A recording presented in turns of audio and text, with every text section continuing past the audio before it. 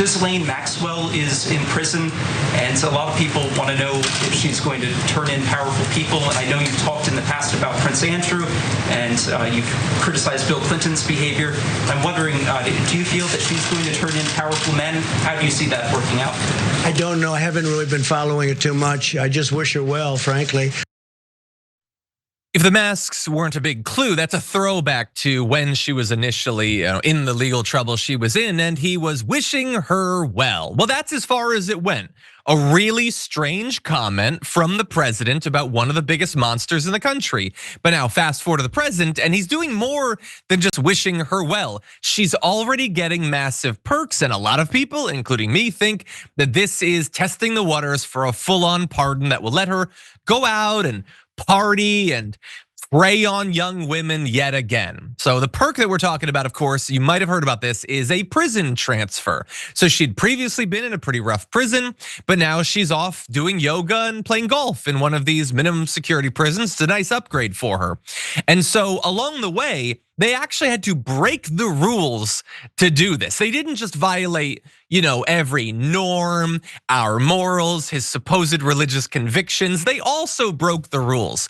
The move required the Bureau to waive its policy that convicted sex offenders must be held at least at a low-level prison. Maxwell received a waiver to facilitate the move, which gave her access to a less restrictive prison environment than the one in Tallahassee. A prison consultant interviewed by MSNBC said he had never seen such a transfer done for a sex offender. Well, bear in mind, she's not just any sex offender. She's arguably the worst in our entire country. So it isn't just that they sort of carved this out for her. They carved it out for one of the worst unrepentant monsters in America. And there is every reason to believe that she is now living in better conditions with better amenities and healthcare than the vast majority of Donald Trump's voters are. And so she ended up at this minimum security facility that has dorm-like housing, okay? Low-level security prisons are a step up from prison camps. The prison that she's at now also houses disgraced Theranos founder Elizabeth Holmes and Jen Shaw of the Real Housewives of Salt Lake City. Ooh, she gets to mingle, that'll be fun.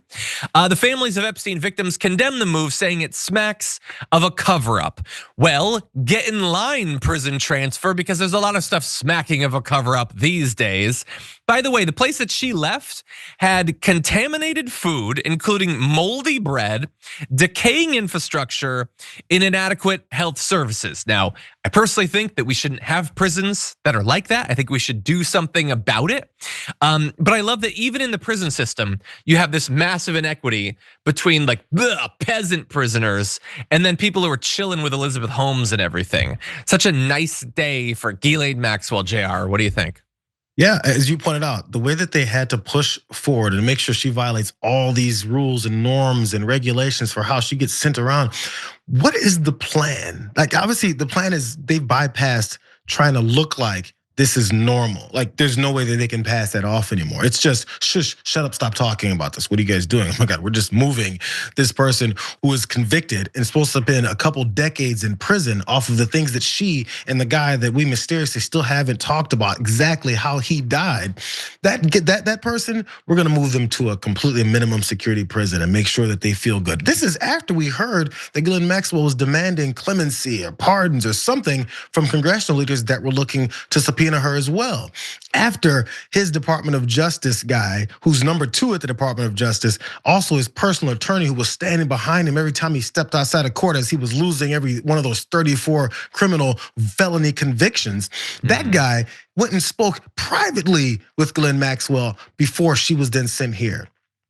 The plan is not to cover up. The plan is to tell you, we don't care what you think. We're gonna do what we can to make sure you don't see it, because there's plenty of people who are fascist supporters and want everything to do with a fascist cover up so you can continue to destroy everybody's lives.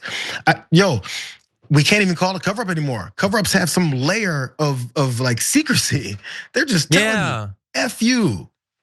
Yeah, I mean, like again, it's like you're making a joke or whatever. He came out the first thing, he was like, if you care about this, you're not my supporter, you're a traitor, you're stupid, it's boring, move on. That's not how cover-ups actually work. You're totally right. We need to update this. This is just an open hand slap in the face of every one of his supporters. And every morning he wakes up and he slaps them once again. And I think the prison transfer and the lack of response from the right over the weekend since that happened makes me think maybe this isn't actually the thing that takes down MAGA's really a break. Maybe they're getting comfortable. You know, they're in that pot, the flame is on, but like it's just getting hotter or whatever, and they're getting comfortable along the way with the entire thing. Because like we're thinking, okay, everybody's gonna freak out if he pardons her. He doesn't need to pardon her. This is unacceptable. He already did it. It's not something we're looking forward to. You do not do this for anyone who has done 1/10 of the crimes that she has committed. Without any explanation, by the way. You don't even get to know why he thinks this is acceptable. And so even if he never pardons her, which he's going to do it this week, by the way. Even if he didn't, this is unacceptable. We're throwing totally innocent people in alligator Alcatraz, and this predator of young girls she might be playing tennis right now. She just finished her plate of blintzes or whatever, and now she's gonna play tennis against a real housewife. She is going to undoubtedly have a better, easier life than most Americans. And that is the punishment she's getting for her unconscionable crimes against young girls. And that's what he's given to her already. And you know what, whatever, it's a short stopover. He's gonna release her. She's gonna speak at the RNC. Maybe she'll work in his administration or whatever, because once the right has accepted what they've already accepted, they wiggled a little bit. There was a little bit of resistance or whatever, but he locked down Fox News.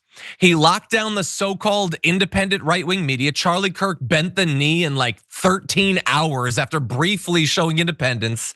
And eventually, the base will have to give in because they're still going to all of those people for their news. And so they're not hearing the terrible updates. They may literally not even know that this prison transfer even happened because they're going to biased, complicit, regime-approved news.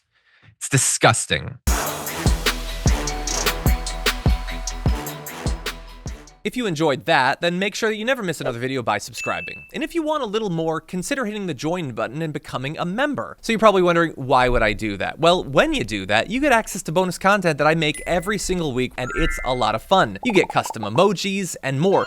If you join at tier 3, by the way, you even get access to a monthly member hangout with myself. And you'll get all that going forward, but you'll also unlock years of the back catalog. That is literally 100 or more bonus clips and top 10 lists and debates and more. So what are you waiting for?